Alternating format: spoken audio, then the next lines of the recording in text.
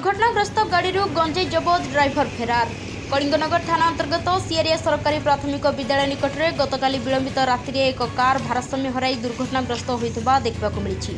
दुर्घटनाग्रस्त कार चालक घटनास्थल फेरार हो जाता बेले सकाळु कलिंगनगर पुलिस खबर पाई घटनास्थल पहुंची दुर्घटना होता गाड़ी स्कूल पाचेरी उपर झुली रही देखि क्रेन साहाय्य तलकु आनी तदंत आरंभ करथिबा बेले गाड़ी भितर गंजेई देखा पाइथिला। गंजेई 70 केजी ऊर्ध्व जबत करथिबा बेले एहार मूल्य पाखापाखि 10 लाख टंका हेइथिबो जहा अनुमान कराଯାଉଛି।